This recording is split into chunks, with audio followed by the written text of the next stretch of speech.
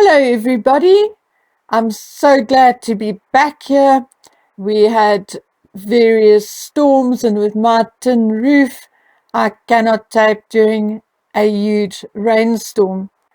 Anyway, yesterday felt like a holiday to me. The sun was shining brighter. I finished my tax forms, and there was silence. Lovely golden silence about the Montecito Duke and his wife. And to add just that extra sparkle to the day, Princess Beatrice and Edo announced their pregnancy. Yay! Well, actually, there was not complete silence on the anniversary. The Sugars made a feeble attempt to congratulate the couple, most of them posting the same image from the wedding. And I spent about half an hour congratulating Beatrice and Edo on their pregnancy as a reply on a few of the Sugars anniversary posts. Yes, I can be spiteful when I want to. Yes, I do have an old Twitter account under a different name, and one day I'll take the time to start a bookworm one. But in the meantime, I have a good friend who has a Twitter account and whom I follow and who posts on her own and my behalf from time to time. It would be great if you can go follow her. You will find her posting as Tamarindos9 on Twitter, and I'll put the name on the screen for you as well. Then there was another feeble attempt at commemorating the anniversary when a newspaper published the following headline: Harry and Meghan mark their third wedding anniversary by announcing plans to build a community relief centre in India. And even that was a complete dud, as scrolling down it is clear that it is actually not their plan at all, but instead, once again, a World Central Kitchen project. The word is that the royal family is icing the couple out by not congratulating them publicly, but in reality, the royal family does not congratulate any others on their wedding anniversaries, only on significant anniversaries like the 10th or 25th, etc. However, I do believe that the family agreed to Beatrice and Edo announcing their pregnancy on this day, and of course, it gave us some pleasure. But I just hope that they do not think that this will be good enough for us.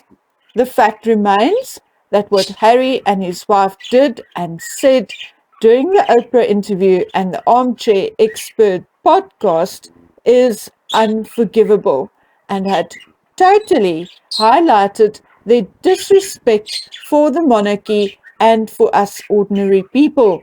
And for that, they must be held accountable. Having said all this, I do find it hard to believe that Harry's wife did not leak a new photo of them to the newspapers. And it is leading me to believe that the gossip I heard from Montecito may very well be true. I was told that Harry is staying with a friend and that his wife is staying elsewhere with another friend. I am told that there was a brief meeting between the two after Harry returned from the funeral, that a few pictures were taken, among which was that supposed pap shot, and that Harry left again soon after. I'm told that Harry has been in therapy as part of a church group ever since. Yes, I know there are rumors about Scientology and Harry or Meghan or both having joined Scientology, but to date I could not confirm it. I was also told by a second source that the story about the couple being under pressure to hand back their titles are absolutely true. I'm also told, and I think another YouTuber said the same, that the royal family and other parties are poring over documentation, and that should the couple decide not to voluntarily hand back their titles, that the family and possibly, I don't know, I'm just being told, and that they will possibly be supported by Parliament in their endeavour.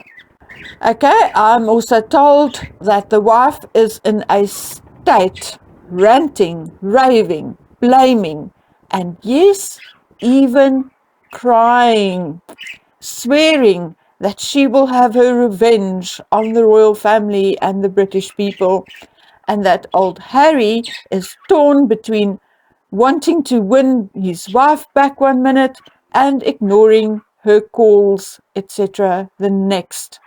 I also received some information on the supposed birth or surrogacy as well.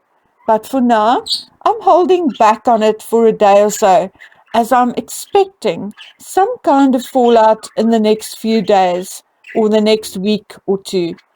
And like they say, sometimes one has to give certain people enough rope to hang themselves. However, what I did do in the meantime was to go and look at the surrogacy rules and laws of California. Yes, in the United States, one has to look at individual states as their rules and laws differ. Well, California is one of a few states which allows for traditional or partial surrogacy, even though traditional and partial surrogacy is not recommended. There is also a distinction made between partial and traditional surrogacy in California, namely partial being the father's sperm and a donor egg, with the surrogate not biologically linked at all, or otherwise both sperm and egg being donated. Okay, this process takes place via IVF. However, in Californian law or rules for surrogacy, traditional surrogacy is described as the process where the surrogate is the biological mother and the father's sperm is inseminated into the body of the surrogate. California is one of only a few states which allows traditional surrogacy. California also allows for the surrogate to be paid, and California also allows for pre-birth agreements or contract. Now, I've explained this before.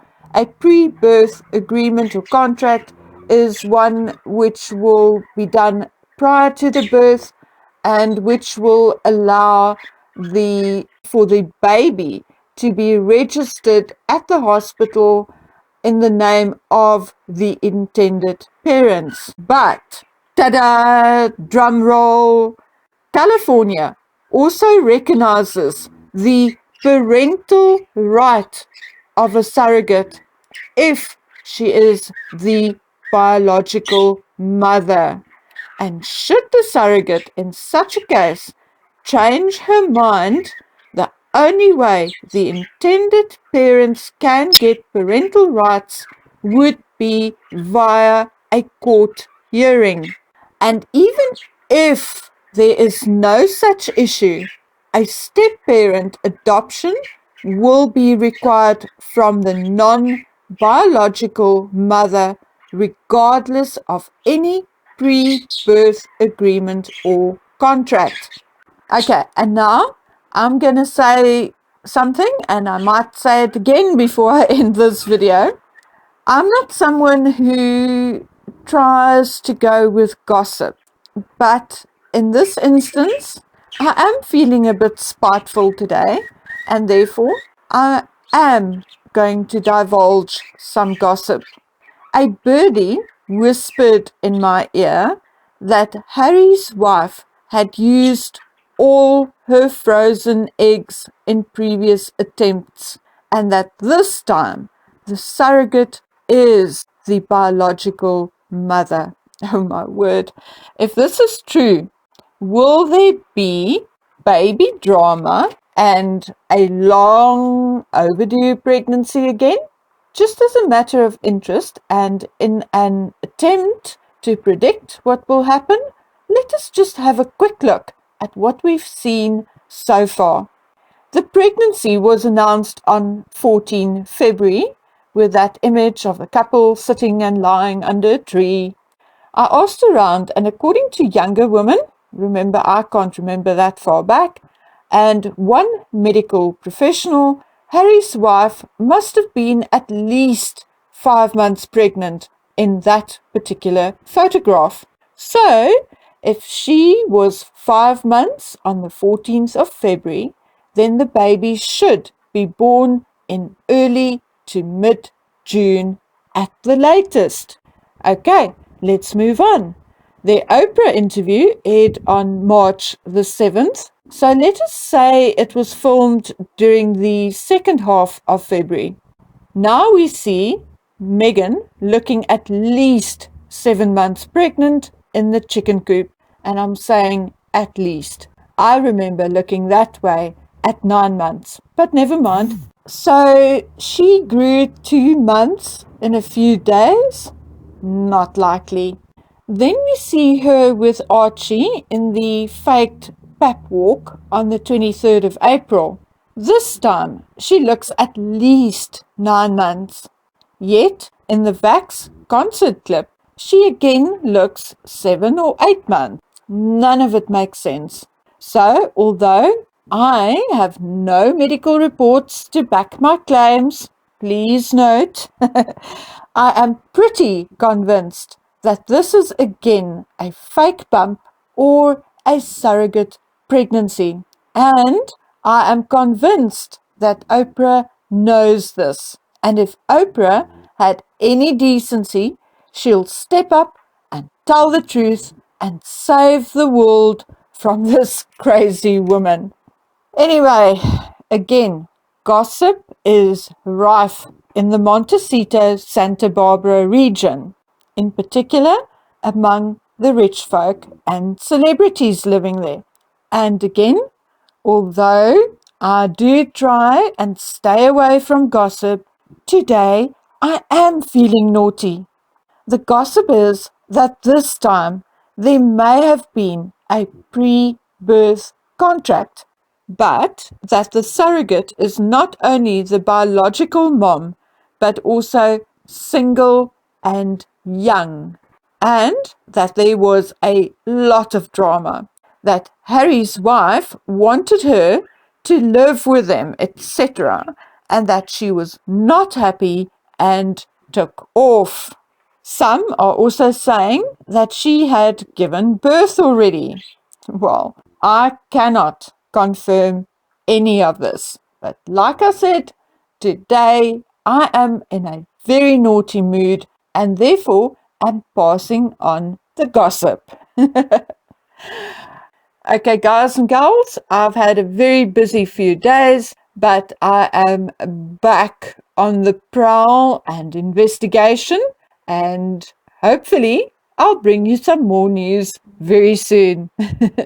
So until I do, thank you so much for all your support, and take excellent care of yourselves. Until we meet again on the next video, bye.